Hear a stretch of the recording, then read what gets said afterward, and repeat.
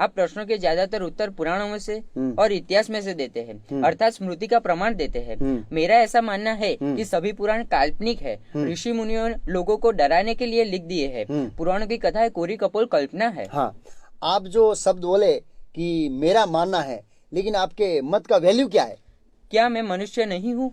आप मनुष्य जरूर है, लेकिन शास्त्रों के बारे में बोलने के लिए आपके पास अधिकार चाहिए। आपके कहने का अर्थ मैं समझा नहीं। हाँ, उदाहरण के लिए आपको आर्किटेक्ट का ज्ञान नहीं है और आप आर्किटेक्ट को बिल्डिंग बनाने के बारे में अपना मत प्रस्तुत करते हैं, अपना मत, तो आर्किटेक्ट की नजर में आपके मत की क्या वैल्यू है? कोई वैल्यू नहीं। हाँ, ऐसे ही अगर हम शास्त्रों को, मीन्स आपको शास्त्रों का पूर्ण ज्ञान नहीं है तो आपके मत की कोई कीमत नहीं है। दूसरा उदाहरण है, जैसे लाइट के पास रात के समय में बहुत सारे जीव जंतु आते हैं, मालूम है? जहाँ लाइट होती है रात को जीव जंतु आते हैं। वे सब जन्म लेते हैं, बड़े होते हैं, स्कूल कॉलेज में पढ़ते हैं, संतान होते हैं, शादी करते हैं ऐसे, और वृद्ध होते हैं और सुबह हो जाए मर जाते हैं सुबह होते ही।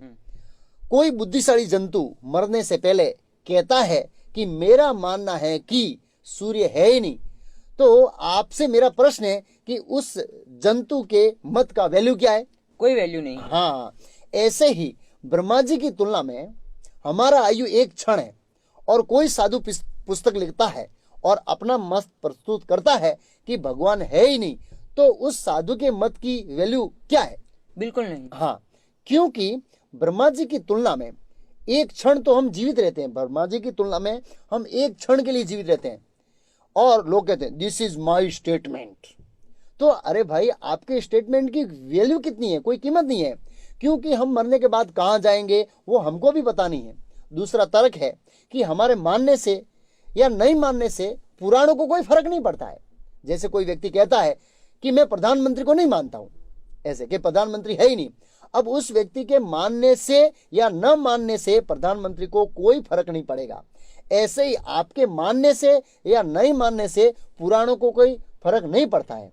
आप श्रुति को प्रमाण मानते हैं या नहीं? मानता हूँ।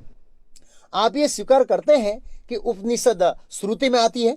हाँ, यह तो स्वीकार करता हूँ। हाँ, क्योंकि उपनिषद वेदों का भाग है। हाँ, तो उपनिषदों में कहा है कि जो पुराण और इतिहास है वो पंचम वेद है। इतिहासम पुराणम पंचम वेदानाम वेदम, ये छांदोग्य उपनिषद में कहा है। ये छांदोग्य उपनिषद का श्लोक है और इसमें स्पष्ट कहा है पुराण और इतिहास ये पंचम वेद है। ये श्रुति प्रमाण है। श्रुति मीन्स वेदों का जो भाग है, श्रुति प्रमाण है। उपनिषद में वर्णन है कि सभी शास्त्र भगवान के श्वास से उद्भूत होते हैं।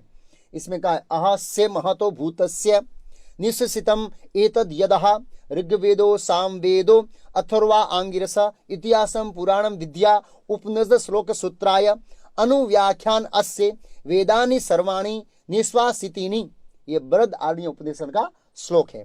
उसमें कहा है अर्थात ऋग्वेद, सामवेद, यजुर्वेद और अथर्ववेद, इतिहास, पुराण, उपनिषद, ब्राह्मणों के द्वारा उच्चारित श्लोक, विद्या तथा दिव्य ज्ञान और सूत्रों और मंत्रों की समझ, ये सभी पूर्ण पुरुषोत्तम भगवान के श्वास से उद्भूत होते हैं।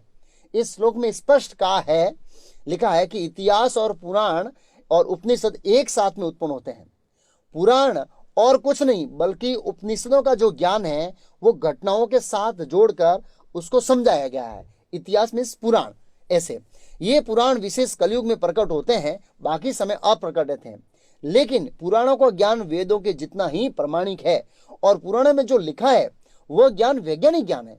इसमें संशय करने की कोई जरूर नहीं है। श्लोक 24 में आपने बताया कि अर्जुन का एक नाम गुड़ाकेश है। हाँ। गुड़ाकेश का अर्थ आपने बताया कि जो अज्ञान और निंद्रा पर जो जिसने विजय प्राप्त किया है। हाँ। तो अर्जुन ने अज्ञान पर विजय पाई थी। हाँ। तो अर्जुन मोहित कैसे हुआ? हाँ, अर्जुन मोहित भगवान श्री कृष्ण की योजना से हुआ था। यह आप कैसे कह सकते हैं कि अर्जुन मोहित भगवान की योजना से हुआ? बहुत अच्छा तर्क है आपका। इस प्रश्न का उत्तर मैंने विस्तार से पहले अध्याय के 27वें श्लोक में समझाया है, विस्तार से कथा के साथ।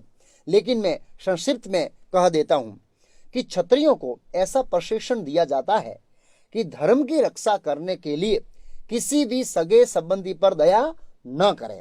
और महाभारत के विराट नगर में जो युद्ध हुआ था, बहुत विशाल युद्ध हुआ था विराट नगर का, उस युद्ध में वर्णन है कि यहाँ पर जितने भी उस सगे संबंधी इस महाभारत के युद्ध में खड़े हैं, वो सभी सगे संबंधी विराटनगर युद्ध में थे, जैसे पितामह भीष्म, द्रोणाचार्य, कृपाचार्य इत्यादि।